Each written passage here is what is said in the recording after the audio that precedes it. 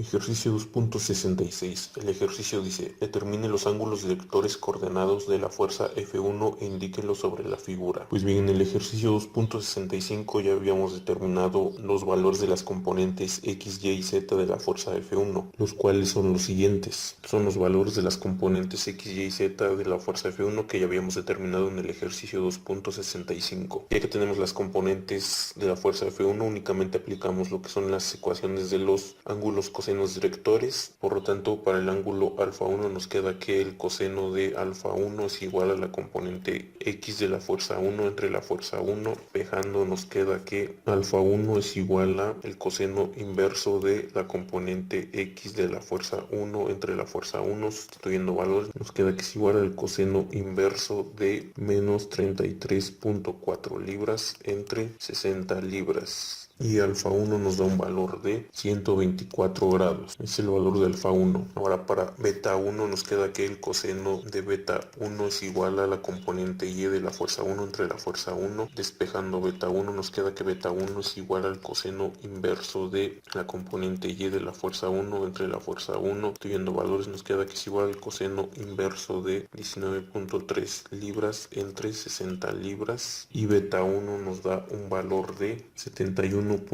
grados. Este es el valor del ángulo beta 1. Ahora para gamma 1 nos queda que el coseno de gamma 1 es igual a la componente z de la fuerza 1 entre la fuerza 1. Despejando a gamma 1 nos queda que gamma 1 es igual al coseno inverso de la componente z de la fuerza 1 entre la fuerza 1. Sustituyendo valores nos queda que es igual al coseno inverso de menos 45.96 libras entre 60 libras. Y gamma 1 nos da un valor de 140 grados. Es el valor de gamma 1. Y de esta forma es como determinamos los ángulos cosenos directores de la fuerza F1.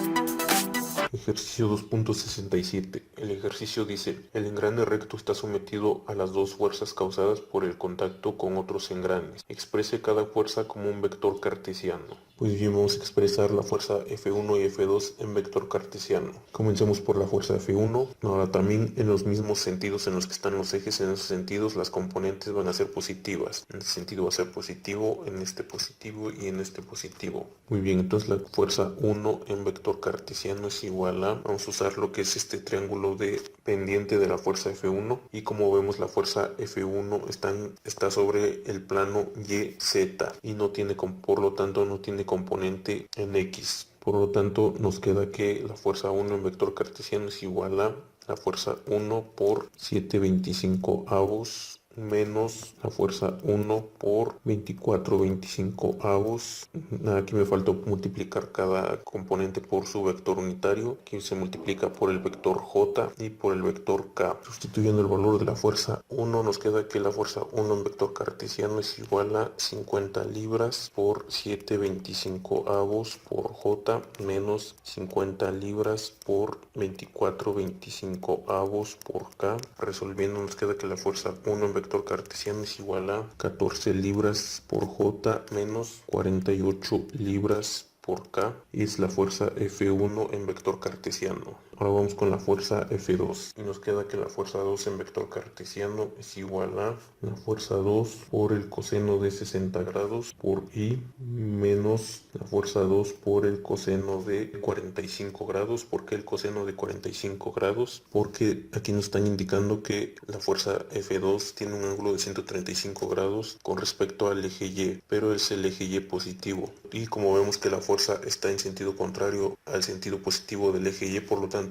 aquí tenemos que utilizar el ángulo que forma la fuerza 2 con respecto al eje Y negativo, que en este caso es 45 grados, ya que sabemos que este ángulo mide 180 grados y 180 grados menos los 135 nos dan los 45 grados. Es por ello que utilizamos el ángulo de 45 grados y no el ángulo de 135 grados, más la fuerza 2 por el coseno de 60 grados por K, que me faltó multiplicar por el vector unitario J. Sustituyendo el valor de la fuerza 2 nos queda que la fuerza 2 en vector cartesiano es igual a 180 libras por el coseno de 60 grados por I menos 180 libras por el coseno de 45 grados en J más 180 grados por el coseno de 60 grados en K. Resolviendo nos queda que la fuerza F2 en vector cartesiano es igual a 90 libras por I menos 127.3 libras por J más 90 libras por K.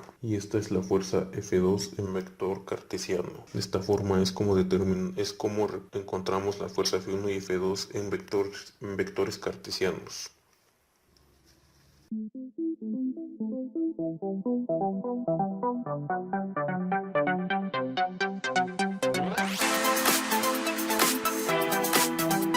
Ejercicio 2.68. El ejercicio dice, el engrane recto está sometido a dos fuerzas causadas por el contacto con otros engranes. Determine la resultante de las fuerzas y exprese el resultado como un vector cartesiano. Pues bien, en el ejercicio 2.67 nos habían pedido que determináramos la fuerza F1 y F2 en vectores cartesianos. Y nos quedó de la siguiente forma. Pues bien, para encontrar la fuerza resultante únicamente sumamos estos dos vectores, ya que sabemos que la fuerza resultante en vector cartesiano es igual a la fuerza 1 en vector cartesiano más la fuerza 2 en vector cartesiano. Sustituyendo valores y agrupando términos nos queda que la fuerza resultante en vector cartesiano es igual a 90 libras por I más 14 libras menos 127.3 libras por J más menos 48 libras más 90 libras por K. Resolviendo nos queda que la fuerza resultante en vector cartesiano es igual a 90 libras por I menos 113.3 libras por J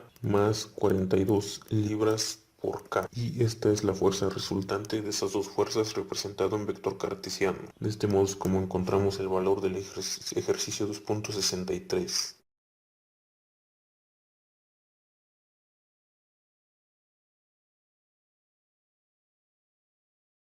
Ejercicio 2.69. El ejercicio dice, si la fuerza resultante que actúa sobre el soporte es igual a menos 300 newtons por I más 650 newtons por J más 250 newtons por K, determine la magnitud y los ángulos directores coordenados de F. Pues bien, vamos a determinar lo que son los ángulos cosenos directores de la fuerza F, así como su magnitud. Aquí nos están dando lo que es este ángulo de 45 grados y este ángulo de 30 grados de la fuerza F1. Estos ángulos no son ángulos cosenos directores, simplemente son ángulos que forma la fuerza F con respecto a este eje.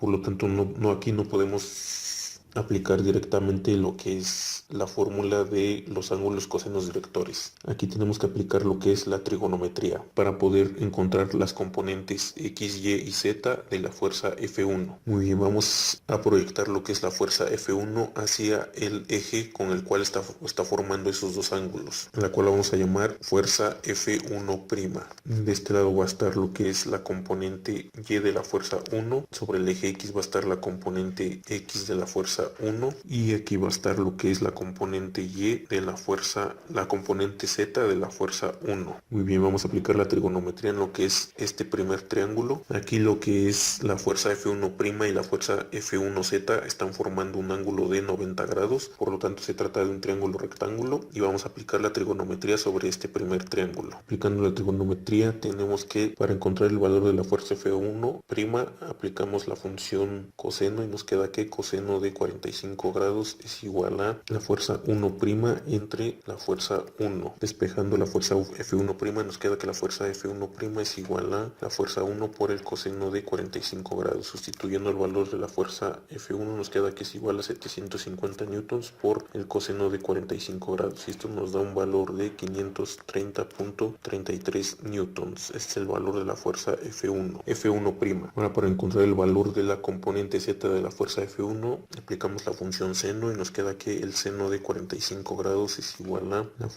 la componente Z de la fuerza 1 entre la fuerza 1. Despejando la componente Z de la fuerza 1 nos queda que la componente Z de la fuerza 1 es igual a la fuerza 1 por el seno de 45 grados.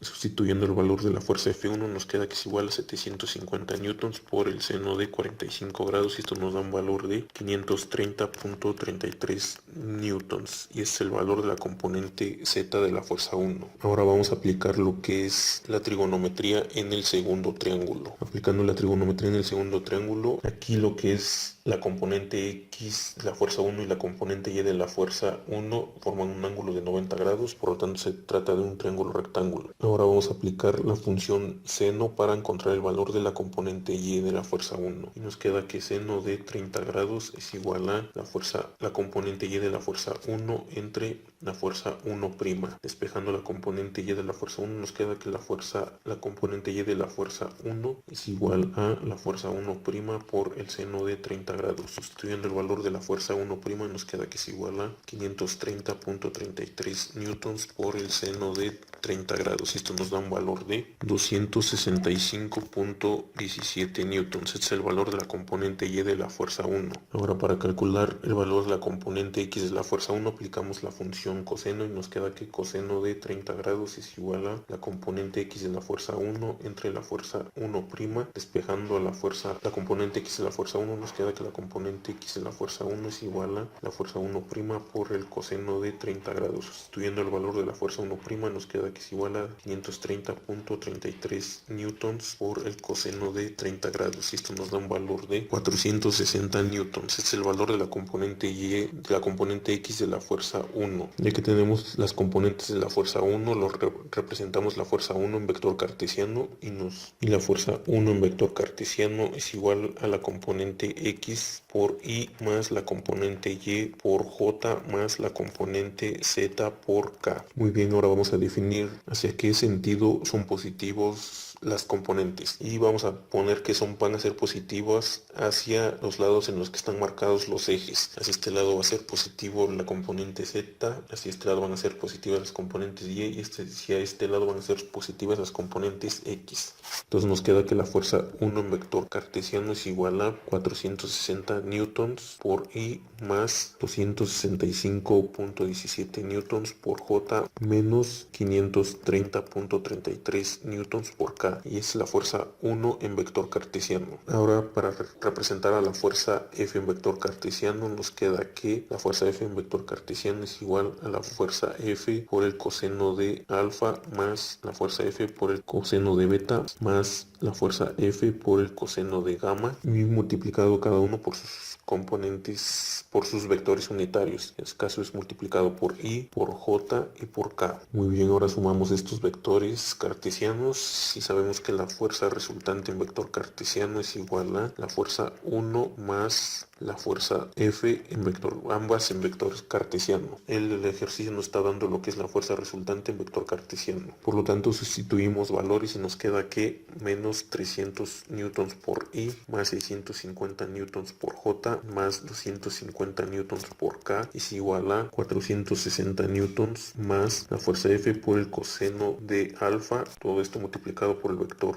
unitario Y, más 265.17 newtons más la fuerza F por el coseno de beta, todo esto multiplicado por el vector unitario J, más menos 530.33 newtons más la fuerza F por el coseno de gamma, todo esto multiplicado por el vector unitario K. Ahora igualamos las componentes de los vectores unitarios I, J y K de la fuerza resultante y de la sumatoria de las fuerzas. Nos queda que es menos 300 newtons es igual a 460 newtons más la fuerza F por el coseno de alfa, es la ecuación 1. Ahora igualamos las componentes del vector unitario J, nos queda que es 650 newtons es igual a 265.17 newtons más la fuerza F por el coseno de alfa, esta es la ecuación 2. Ahora igualamos las componentes del vector unitario K y nos queda que es 250 newtons es igual a menos 530.33 newtons más la fuerza F por el coseno de gamma. Aquí me equivoqué, es coseno de beta y es la ecuación 3. Despejamos a F por el coseno de alfa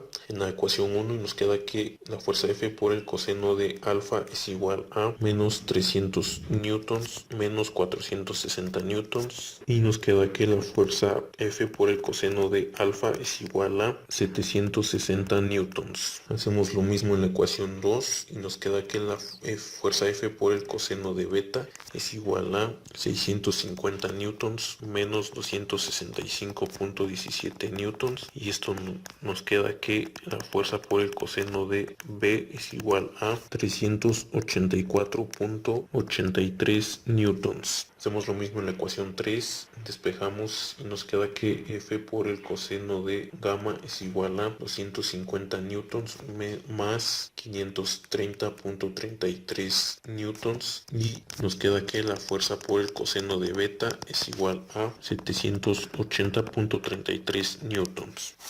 Ahora, cada una de estas ecuaciones elevamos cada uno de sus dos miembros al cuadrado. Nos queda que fuerza al cuadrado por el coseno cuadrado de alfa es igual a 577.600 newtons. La segunda nos queda que la fuerza F al cuadrado por el coseno cuadrado de beta es igual a 148.094.13 newtons. Y la tercera ecuación nos queda que la fuerza F al cuadrado por el coseno cuadrado de gamma es igual a 608.914.91 newtons. Ya que le vamos al cuadrado estas tres ecuaciones, ahora las sumamos las tres ecuaciones y nos queda que la fuerza al cuadrado por el coseno cuadrado de alfa más la fuerza al cuadrado por el coseno cuadrado de beta más la fuerza al cuadrado por el coseno cuadrado de gamma es igual a 1.334.609.01 newtons cuadrados. Aquí me faltan cuadrados porque le vamos al cuadrado el segundo miembro. Podemos factorizar el primer miembro de esta ecuación mediante término común y nos queda que la fuerza al cuadrado por el coseno cuadrado de alfa más el coseno cuadrado de beta más el coseno cuadrado de gamma es igual a 1.334.609.01 newtons cuadrados. Y recordemos la ecuación de los cosenos directores coordenados, la cual nos dice que el coseno cuadrado de alfa más el coseno cuadrado de beta más el coseno cuadrado de gamma es igual a 1. Si nos damos cuenta, aquí al factorizar tenemos lo que es este término que es igual a este.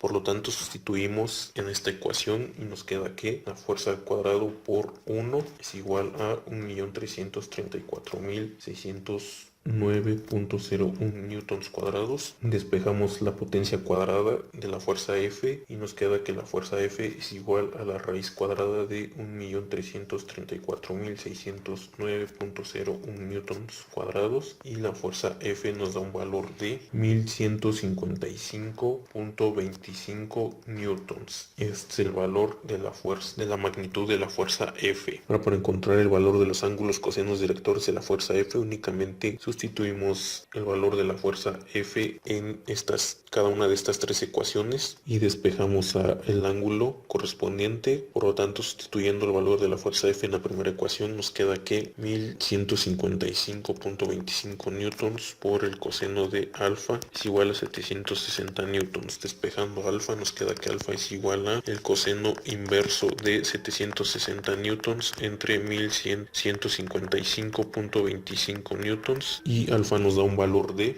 48.86 grados. Este es el valor del ángulo alfa. Ahora sustituimos en esta otra ecuación el valor de F y nos queda que 1155.25 newtons por el coseno de beta es igual a 384.83 newtons. Despejando a beta, nos queda que beta es igual al coseno inverso de 384.83 newtons entre 1155.25 newtons, y beta nos da un valor de 70.54 grados. Este es el valor del ángulo beta. Ahora, de igual forma, sustituimos el valor de la fuerza F en esta otra ecuación y nos queda que 1155.25 newtons por el coseno de gamma es igual a 780.33 newtons. Despejando a gamma, nos queda que gamma es igual al coseno inverso de 780.33 newtons entre 1155.25 newtons, y gamma nos da un valor de 47.6 newtons. Es el valor del ángulo gamma.